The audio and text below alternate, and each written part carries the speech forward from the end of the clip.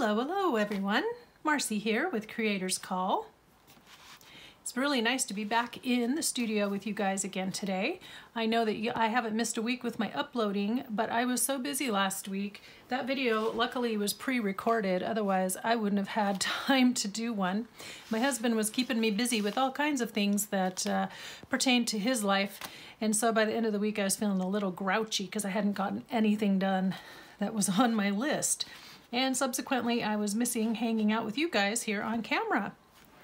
Well, today we are back, and I'm going to be working on making some 2-layer twisty tags, is what I'm calling them.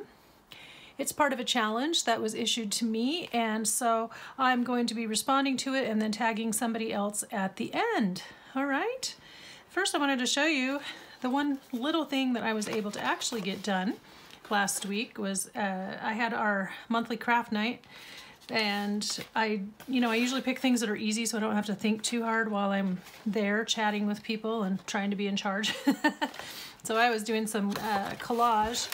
Now these, I already had the fronts done, but I was primarily focusing on collaging the backs and getting some neutral papers down. So that was nice to at least get these done, and then I can cut them up into journal cards and things. So there's that one. This one, I think I added some other stuff to it, but I definitely did the back.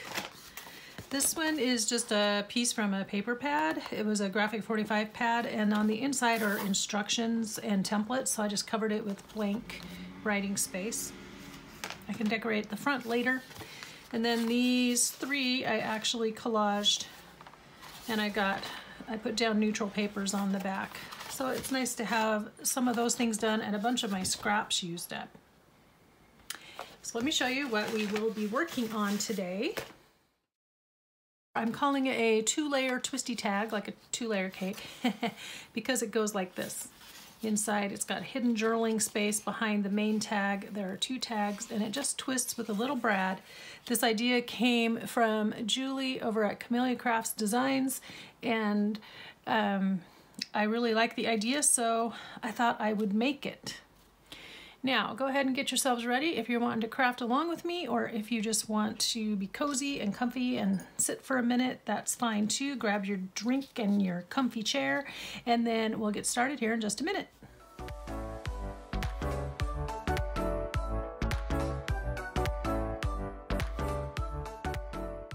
And we're back.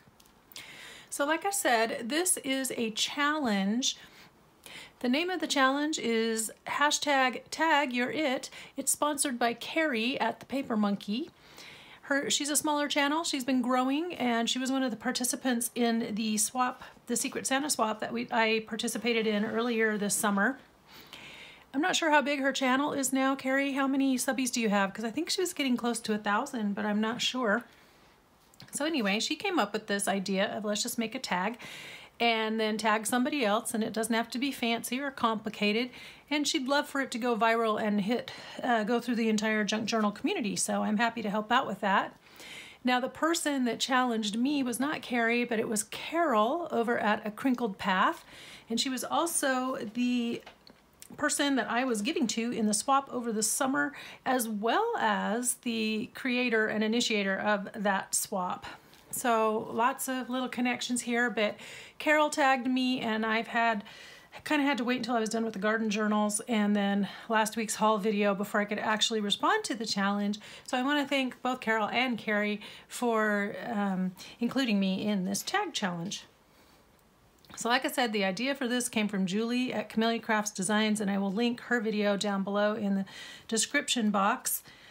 What I love about these is that they're very simple to make, and also they have just such nice, clean, simple lines. So these are the templates that I drew up basically yesterday, prototypes, that's the word I want. Obviously I will use them again in garden journals. But today I don't want to do flowers or florals because we're going to focus on Christmas. Yeah, it's almost time for Christmas, guys. So last couple of years I have not been on the not been in the right timetable, I guess, for everybody else. And so I just was behind on getting anything done for Christmas. And this year I wanted to get a jump on it, but now I'm noticing that everybody else, a lot of other channels are working more on fall instead of Christmas this year. So as usual, I am out of the mainstream. I'm not in sync with everyone else, but sorry, I'm dropping things over here. Let me pick these up. I'm not in sync with everybody else. I'm just kind of doing my own thing as per usual. So anyway, so let me tell you how these tags are made. Now, Julie, in her examples, she was using some cards, cardstock that she had, and I thought, gosh, I have some of that too. And that's what I used to make the prototypes. So I had this packet of recollections, cards, and envelopes. Crinkle, crinkle. This is the dimension. They're 5 inches by 6.5 when they're folded, okay? And what's so great about these is that since they're folded, all I had to do was trim off the crease and then lop them in half. And so that brought me to a measurement. The base, or the brown part, is 6.5 tall by 2.5 inches wide. And so you cut 2 of those because you want the top one that twists and the bottom one with the writing space. Then I just trimmed down my papers. I was using some book pages. This one is a book page, and it just so happened that the best size for that was 6 by 2. So you could make yours 6 1/4 by 2 1/4 if you wanted, just so you'd have a little bit less of a margin, but the way the design was on the page, it worked out perfectly to be 6 by 2. So that's what I went with. You're going to want to cut one that is the pretty pattern paper and then one that is lined to go underneath for the writing space. Okay, so those are my dimensions that I used. Like Julie did, I just used the dimensions of the card because I think hers were slightly smaller than mine, a little bit shorter maybe. But just use what you have. And this particular cardstock is not as thick as the usual Michael's, which I think is 60 pound or 65 GSM. This one, I don't know if it said. It doesn't say, but it is not as thick as that, but it's definitely thicker than your standard piece of paper or even a thick piece of paper. So it's pretty lightweight. So today, like I said, I'm wanting to do something more in a Christmassy theme, so I drug out some green cardstock and trimmed it down to those dimensions. So this is really quite simple. Just cut your 2 layers for the base and your 2 papers that you want to decorate with. Now the next thing she did, she rounded the corners, and I liked that look. Today I'm using the We Are Memory Keepers corner rounder. It has that really tight one here, and I liked that look. So I'm just gonna go around and clip the corners very quickly.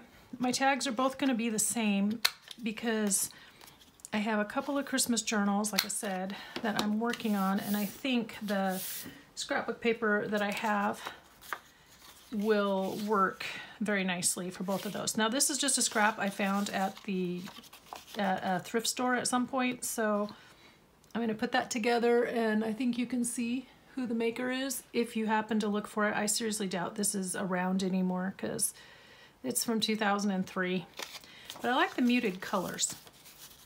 So I just cut them the same because I thought that would be a little bit easier, but you're going to go around and round your corners on your papers and on your cardstock bases. And sometimes it's easier for me when I look, make sure my little corner is lined up in there correctly. So I just use the punch upside down. There's those. And these lined papers, I just have an old address book or whatever, and I just take pages out of those and keep them for the lines. So I trimmed it down, and what I liked about this one is I think it had something to do with nature or travel, and so it's got this green tint to the paper, and kind of, you can barely see the green edging, but I thought that would be lovely for Christmas. And it's also not stark white, as this paper is not stark white. It's got some more cream color, so I like how all the colors work together. So very often when I need lined paper, I just use a random, I just trimmed with the wrong, I got 2 fat ones and 2 skinny ones. Well, that's what happens when you talk instead of paying attention. I'm just gonna make these match. They won't be as tight as the actual corners on the base, but I think it'll be close enough. Now I forgot what I was saying. Oh, I just use notepad papers and journals, you know, like the really cheap ones that you find at the thrift store where the covers are falling off, but all the pages are empty inside. Those are perfect for taking apart and using as lined paper or lined pages in your journals that you're making. So that's something that I do. Or the little notepads like they used to have in Michael's in the dollar spot. Ow, my jaw is popping. Ow, sorry. So that's what you do there. So all we're gonna do now is glue. These actually go together very quickly when you're not talking. I was a little slow yesterday because I was wanting to be very careful and be precise about what I was doing, but when you have your wits about you, you're doing the whole thing like you should. You're paying attention to your crafting. It'll take you not very long to do these. I'm gonna make sure that's right side up. It looks like it is. And just make sure it goes down straight on your cardstock. That's the beauty of the glue stick. It will let you slide around a little bit.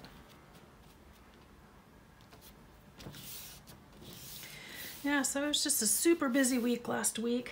We had to go to a couple of doctor appointments. I'm gonna clip these together so that they stay together because in my last batch I mixed up, since I cut these together, they match the shapes and I mixed them all up and then some of my bases were wider than the tops. So this time I'm gonna keep better track.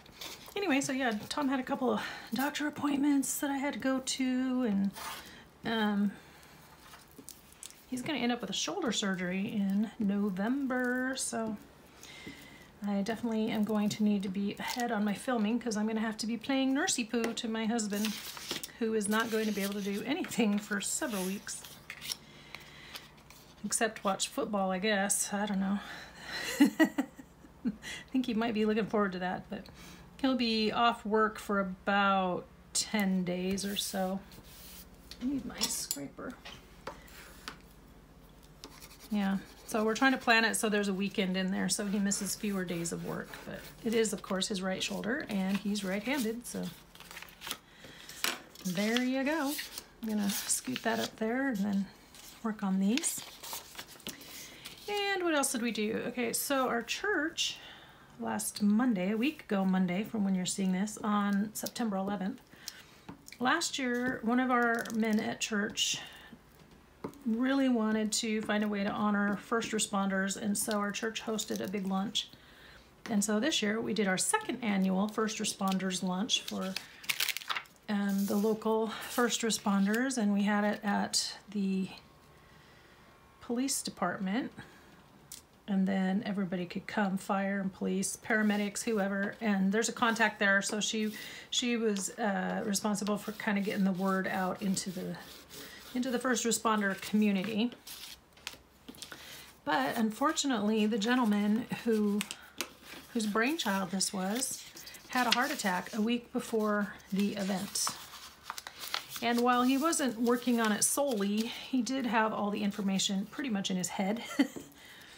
And so very quickly, Tom, my husband, and our pastor, Sasha, and some other folks jumped in and took over all the parts that he had been doing and had done the year before. And then his brother had they did pulled pork and baked beans. His brother has a smoker. Oh no, I did the wrong side, but that's okay. It'll look okay. His brother has a smoker, but the smoker wasn't working and some other things. So it was kind of like all of a sudden at the last minute, all these crazy things were happening.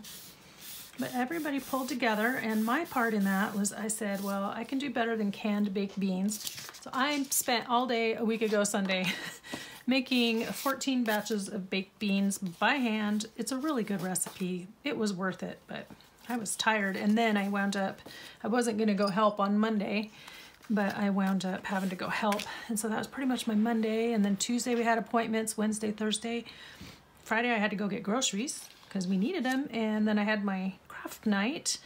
And then I forget what happened. I was like, yes, Saturday, it's my day. and then our small group had planned a little chili feed together, but I thought it was for the following Monday. So Friday night, Tom says, well, don't forget about our thing tomorrow night. And I'm all, what thing tomorrow night? Our chili feed. I'm like, are you kidding me? So anyway, that kind of ate up part of my Saturday. I don't know. By the time I got to Sunday, I had been doing something every single day for like 8 days straight, and none of it was what I needed to do. So yesterday I had a very productive day. It was super awesome. So anyway, I'll get on without complaining anymore about my week, but it was super busy, and I'm really glad I'm here, and I'm super happy I had that video ready to go, or you guys wouldn't have had one at all. All right, so now we've laid down our bases, and I have distractedly put the wrong side down, but that's okay because it says date right there, so that'll be all right. And then the next thing I want to do is to punch. I'm keeping these clipped together so I don't get them mixed up. But I want to punch the tab. Now Julie used her tab like this. And so when you punch it, you get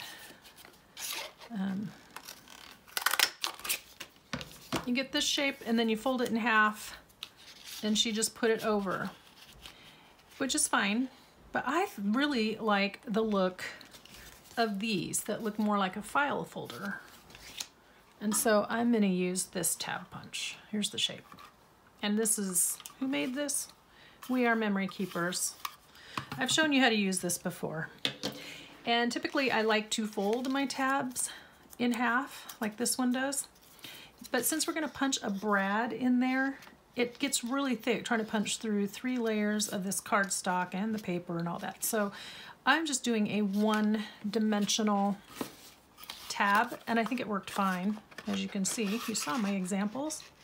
So I'm just going to punch a couple of those. Let's see.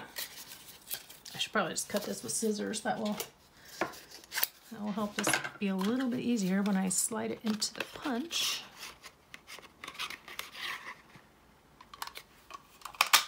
Ta-da! Here we go. So this piece that I am punching off of is just the scrap that was left from punching these 4 layers. And did I show you? I did not, but this is just green cardstock from a cardstock pack. It was the Christmas one from Hobby Lobby, so I just picked a shade of green I like, and that's what we're doing. Okay, so the next thing you want to do is to glue your tabs on up there, up at the top. So verify, if you're being distracted like me, that you have this lined up the way you want it before you go gluing. At this point, depending on what you want, you could sew around here before you attach these 2 pieces together. You know, you could sew, or if you want to do inking, you could ink. I wasn't going to, because I just really love the clean simplicity of these tags. I just like the clean lines. It's not overdone. It just looks really elegant to me, not overdone. I'm also working on not over decorating. So I think that looks nice, but I am going to ink these, I think. This inker that I have sitting here is Vintage Photo, and I don't have the ink out, but what I really want to use is Walnut Stain because it's a little darker. I think this is the right tip. I don't know. It is now. But since this is a darker color green, I want the Walnut Stain because I think it'll show up a little bit better. So we're just going to go around these really quickly. Maybe I should have inked the papers before I glued them down. That would have been a nice thing. Lately, I just haven't been doing a lot of inking. Not that I have any issues about it, but I just haven't felt like it. You know, you can do what you want to do, right? But for this one, I think I will because I tend to like a more aged, antique-y look. Although in the 70s one, I'm wondering if that will work as well. Let's do one not inked for 70s. you have no idea what I'm talking about. You're supposed to be reading my mind right now. The 70s one. Okay, so I'm making these for 2 different Christmas journals. One is one that I didn't get finished last year, and the other one is a 70s influenced, heavily 70s influenced cookbook binder Christmas journal. And I have been saving for this one for a really long time, so I'm super excited for how it is going to look when it's all done. I have a vision in my mind. So anyway, that'll be fun. So we will start those. I would really like to start them next week because I have another video that shows how I made some of the ephemera, and it's pre-recorded, but I don't want to start my Christmas series with that video, if that makes sense. So I think next week we'll just start with Christmas. We're gonna just jump right in. And while I'm sitting here inking things, it is a good time to remind you that I still have the 2 journals, the garden journals that I made. They are still available. They are in my coffee shop, also linked down below. Now the reason I did that is because I'm trying to transition away from Etsy. So if you're looking for them on Etsy and you don't see them, it's not because somebody bought them already, it's because they're on my coffee site. My Etsy shop is also linked below because I am currently running a pretty nice sale, and there are a couple of journals still available in there.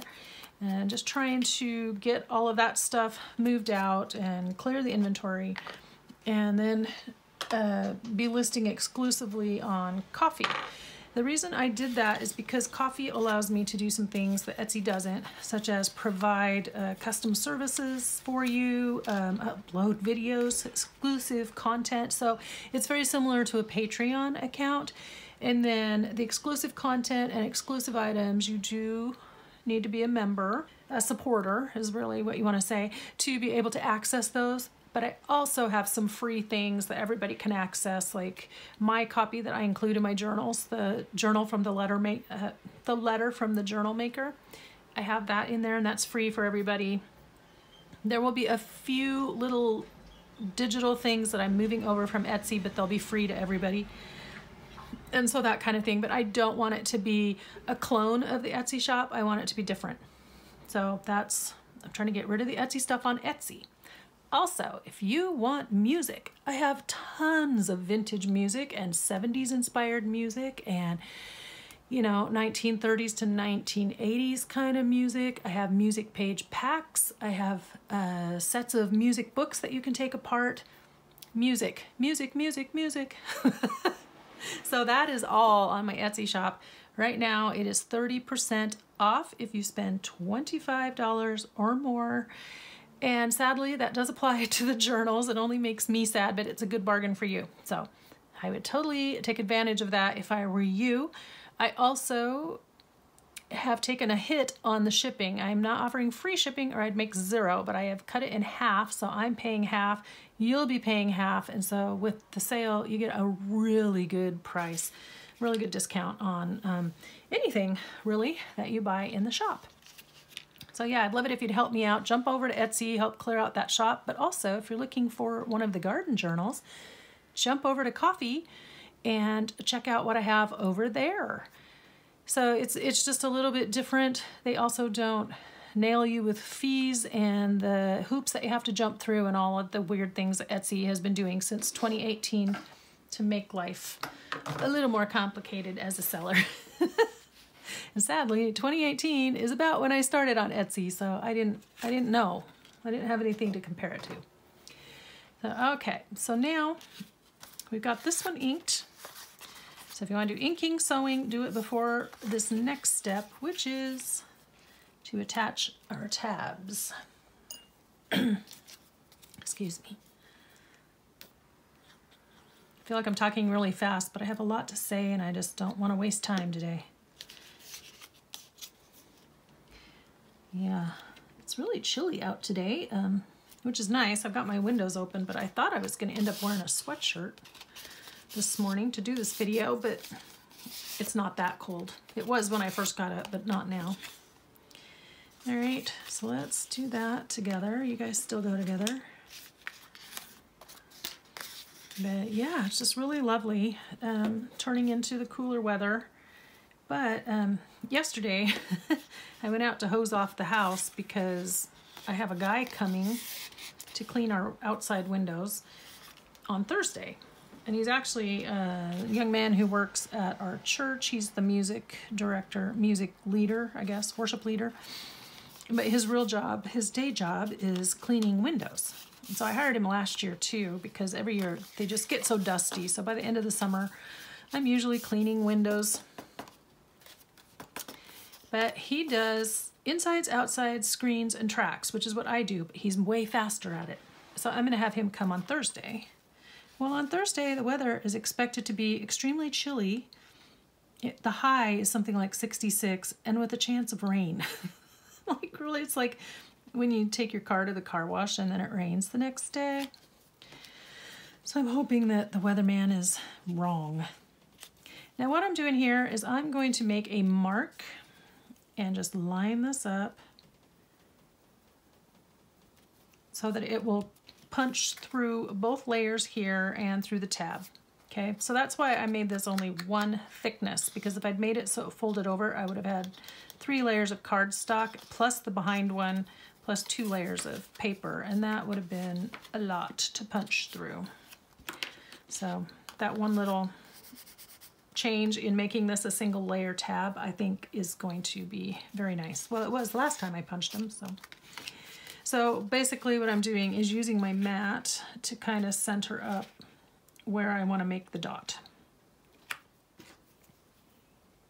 So I'm marking that, and then you can use your crocodile if you have one. Is that what it, no, what's it called? These guys. Yeah, crocodile. So you can use the big one or the little one to punch your hole, but what I have today that I'm using, because actually it's a little less cumbersome, I have one of these old school hand punches from when I was first scrapbooking. So I have a 1/8 inch and a 1/16. I'm using the 1/16 inch because my brads are not that big, because a lot of these are also from the early 2000s. So this little gizmo I found at a thrift store, and it had a bunch of other stuff in it, so I've kind of reconfigured it to hold brads and eyelets. But I want the smaller 1/16 punch because these brads are not very long and the prongs are not very wide. Look at that. Can you see that? Let's see. Can you see that? Yep. Ooh, not in focus. There we go. They're just tiny, so the smaller punch works better. Now I'm seeing these. These were given to me by somebody, or did I find these at a thrift store? I honestly don't remember, but I'm seeing the green. So do I want green or do I want metal? I think the green, as much as I like it, I think it might blend in too much. So I think I want to go with a couple of these antique gold looking brads. Oh, I need smaller fingers. There we go. So that's what I'm going to use. I really like the look of antiqued metals.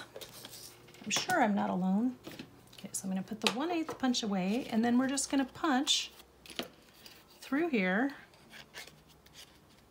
And I just line up, I have the mark there, and then I just look from the side to make sure that my punch is lined up on it. And there it goes. Voila! And stick the brad in.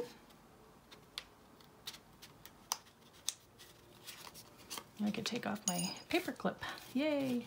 So here they are, all attached. Very nice, very nice. So let's do this one. And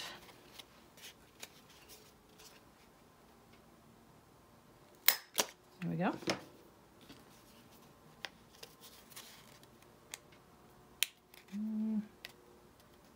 They are very tiny, so sometimes it's tricky getting the prongs apart. These are called prongs, not legs, not tines, although you could call them a tine, but a tine is what a fork and a pitchfork have. These are prongs. I used to be so fascinated by brads when I was a little kid. Now, the next thing is that Julie had a paper punch that was like a label shape, and her brads were much bigger with longer prongs, and they took up more space back here. Mine, since they're so tiny, I'm just gonna punch a little circle like I did back here. Kind of ties in, but it just kind of blends in, you know, but you can kind of still see it's there. So I liked that. I liked, again, the clean simplicity of it. I'm using a 3/4 inch round punch. After testing out the bigger one, the 1 inch, it was too big. So just use whatever you have. You could use a heart, you could use a flower, you could just cut a piece of cardstock in a rectangle. You do whatever you want. You could use a ticket punch because it would look a lot like the one that Julie used. So here's what we've got. I am not going to ink the edges because I don't really want it to stand out that much. Well, I might have to on this one, huh? Let's see. The way I attached them was it just peeks up just a little bit above the edge, and mostly the majority of the circle covers the brad. But also when you twist the tag, it doesn't interfere with the twisting that way. It just kind of peeks up a little bit. So maybe I do want to ink just this little eensy beatsy bit right above, because then it'll be a continual visual line around there. So you just line it up so the little prongs are splayed out in a straight line. And then I put glue on all but the very tippy top of that.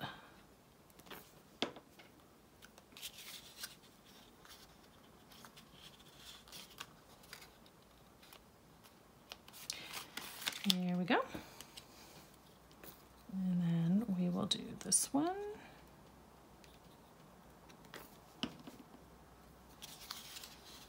So attaching it so there's just the tiniest little sliver of that circle is above the very edge of this back tag piece. And then I just kind of pushed on it a little bit because, you know, they're never perfectly flat, the brads. So actually these, I left them under a big stack of books all night, so it flattened them out very nicely. Plus, it was curling up a little bit from the glue and the paper and stuff. And this is a little bit lighter weight cardstock than what this is, so they were curling a bit. So anyway, so on these, I am going to decorate these a little bit. I didn't do much with these. This is the descriptor from the book page that I took that out of.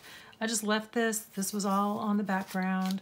I added a little label here, layered it up on some green paper. This was actually wallpaper, so it was really pretty.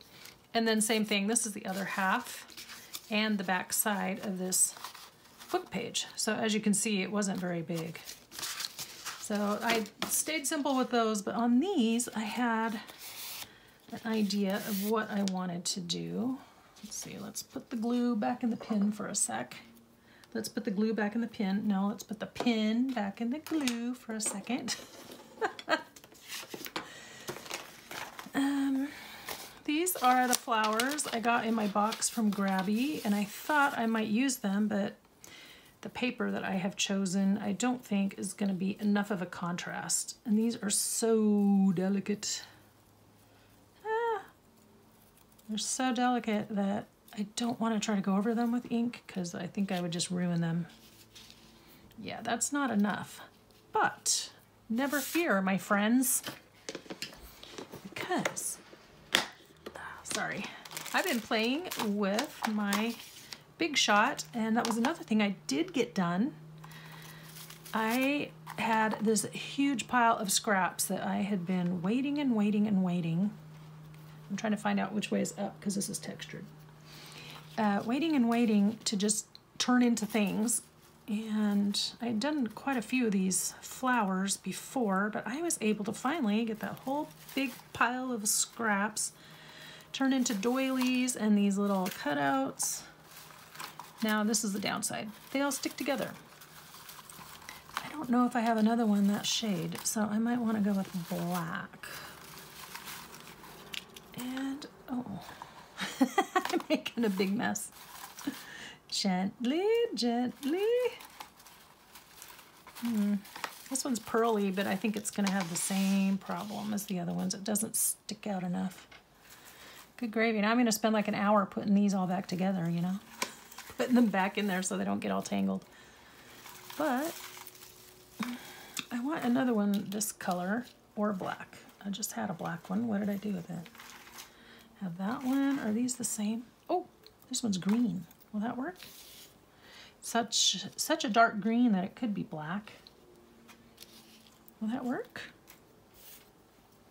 And this one's more almost to the rusty red, but because this is a dark red, it works. So, you know, close enough is close enough. Horseshoes, hand grenades, house cleaning, and color matching. That one's green. Here's the black. I think the black actually might show up a little bit better. I just thought that'd be really pretty just to have the silhouette on top of this busy paper. I could do a label. And if I did, would I do it below or above? I think I kind of would want it up here. Don't you think? I don't want to spend too much time deliberating. I do like it. It really does stand out, doesn't it? I don't really want to put anything under it. You can tell I did this one upside down and backward because this is the reverse image and it's the same shape. Now what I do have to do is poke out all the little pieces. Because these are the Tim Holtz wildflower dies. So there's all these little connecting pieces that if you don't get them out, it looks odd. Okay, there was just that one. What about you? Did you have... Are all of your pieces punched? See, it should go this way. Maybe in the end I will do that because even though the texture is on this side, I ran it through upside down on accident. It just kind of looks cleaner, doesn't it? Once I glue it down, you won't know it was supposed to be textured. Okay, so let me, big old flowery mess. Let me grab a label. Oh my goodness, you guys, I'm gonna have a real fun time putting that back together. When I laid them all in there, they were flat, I promise. Okay, well, can't be helped. It is what it is. Move on. Okay, so I'm going to grab these labels. It's a mix. There's some from the Junk Journal Studio. She has a freebie on her coffee site. And then a few very small ones from various packs. And then the ones that I did on all the pretty papers way back. Now, I'm seeing this one. And I would like it if that wasn't a gray background. I even have a random sticker. I don't know why it's in there. I think it's in the wrong spot. So I am digging through.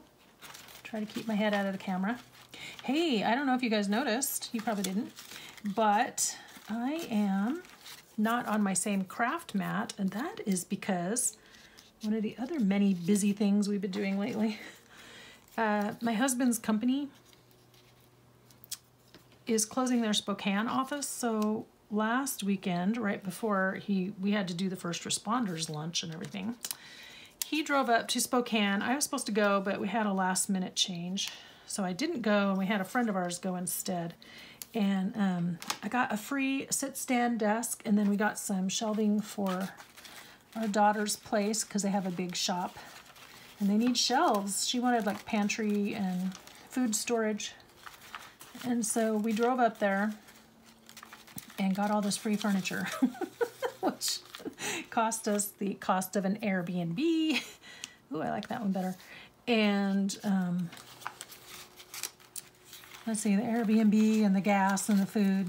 But anyway, so we had a friend of ours. We asked him if he would like to go instead. Happily, he said yes. So, because he's going to be, you know, he would have been much better help than me trying to lift everything, and he's also a lot younger. So, what do you think about that one? Maybe if I ink it up, but I'm not sold on it. But see, what I didn't like about the other one was the gray background. This one's not as gray as it is off-white, because I used old book page, I think, on this one. I could make it go off. Oh, you know what I could do? I can cut it in half and use half on each one. Oh, that's what I'll do. Good idea, guys. Thank you. Thanks for helping me come up with that. Okay, so there's the label. And then I want like a little pretend piece of tape, because that's my new favorite thing to do, is to pretend to tape all these flowers down. And like a ridiculous human being, I've been collecting little scraps that could qualify as faux pieces of tape. This one is green. It's a scrap of that green paper.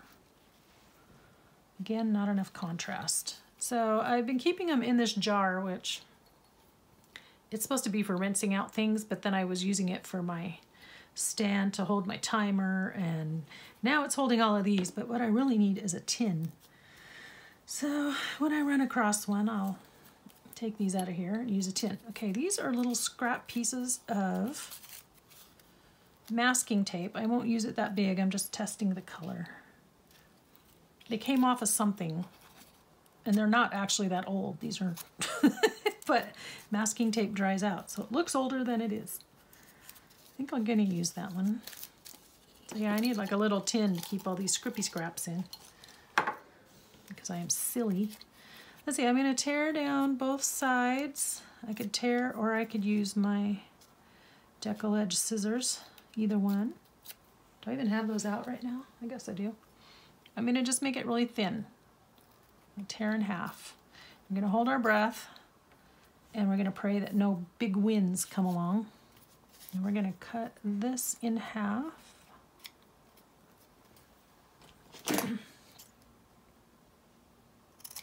Just take a little sliver, cut the fold. So I have two halves. So do I want it to go all the way off? I think I do. Yeah, I think I do. I'm gonna stagger these a bit. Not that these are gonna be together, but. Okay. Glue. And then we're gonna pronounce it done. So if you guys are enjoying this video, finding value, you wanna see more of this content recommended, kindly give me a thumbs up. And even better, if you'd leave me a comment down below, I'll know you're there and I can chat with you. And just want to say thank you for watching and joining me, and yeah, I appreciate it. Without you, there'd be no channel, right? I did make a small change recently because YouTube has changed up their ad policy a little bit, and actually this is for once a positive change.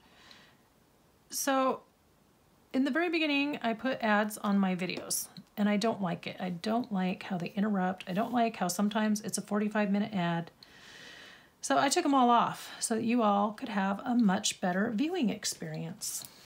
However, they have recently changed up how they do their ads, and so what they're doing is running shorter ones mid-roll in the middle of the video.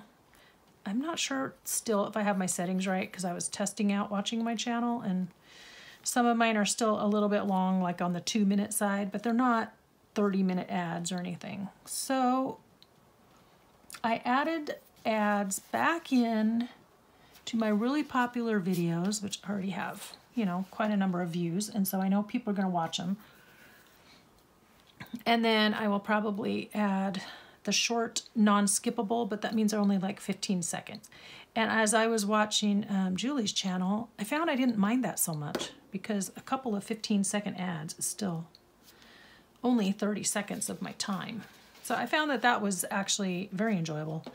And so I'm going to be adding them to mid-roll. Mid-roll means in the middle of my video, so that maybe a little more income, but also ultimately I want your viewing experience to be something you enjoy. That's really my main priority, but it is nice to make a little cash too. So I worked hard to get to this point, and I hope to keep growing. So anyway, so that's going to be the difference. You're going to see short, non-skippable, hopefully totaling no more than 30 seconds of your time. And depending on the video length, I mean, I don't want to put in a lot of ad breaks anyway, but if you don't know, so it's like pennies per view, 1 penny, maybe 2, that you get from watching the ads, and so that the creators receive from people watching their ads. And so if it's a really long ad, you need to watch at least 30 seconds of it for them to receive the payment, any payment for that ad on that video. So, but the non-skippable ones are by necessity short. YouTube keeps them short, so, which I do appreciate. And so I feel okay about that. I feel like I'm not sacrificing my moral virtue by adding them in. I hope you guys feel the same way. But yeah, so you will be seeing that. And if they are a problem, or if they're playing longer than the short 15-second ones, sometimes it'll play 2 in a row, but you know, that's still fine. If they are playing longer than that, though, it would be nice if I knew that, because then I'll just have to make adjustments or take them back out again or something. I don't know. Do new what I'll do. Okay, so this is the one that had a little distress to everything. So I'm going to distress the teeny tiny piece of tape. And I need to go back over that right there. Oh, wow. Kind of went overboard on that. Okay. Yeah, so changes in the wind. So next week we'll be starting Christmas. Very excited about that. Our Christmas in July swap got me into the Christmas, got me a little bit into the Christmas spirit ahead of time, so that was actually quite helpful. Because usually I'm not in the Christmas mood until Christmas. Now, sorry, I need to look at these for a sec. I'm trying to purposely not hold them like this so that that label throws me off. But I think my labels are on a little crooked, but you know what? It is what it is. So there they are. There's our 2-layer tags. What am I calling them? 2-layer twisty tag with hidden journaling space, inspired by Julie at Camellia Crafts Designs. If you happen to go watch her video, please let her know that I sent you that way. And yeah, just let her know. Tell her I said hi. There we go. So that's what we have. I want to thank Carrie at the Paper Monkey for coming up with this challenge and for challenging everyone. I want to thank Carol at A Crinkled Path for tagging me, and now it's my turn to tag someone. Who shall I tag? I feel like the Jeopardy music should play right here. I am going to tag Laura at Laura Craftwell. Laura, I'm saying it wrong. I will link it correctly down below, but she just changed her channel name recently. Laura, I'm so sorry, but you're being tagged, and I will get your name right in the description box, and then I hope you guys will run over there and check out her video, because she'll be responding to this challenge. Okay guys, until next week, I want you to be inspired and do something creative today. I'm saying this out of order. And while you do all of that, I want you to remember this quote from Henry David Thoreau. Live each season as it passes. Breathe the air, drink the drink, taste the fruit, and resign yourself to the influences of each. So I want you to really, as summer is officially dying, dead as of this Thursday, as we're moving into fall, as we go on into Christmas, and even though it feels like we're rushing the season a little bit, trying to create ahead of time, just enjoy what is going on around you at the time. Enjoy the season as you're in it, breathe it in, drink it in, taste it, feel it, experience it. If you don't absorb it and feel it while you're there, you're gonna miss it.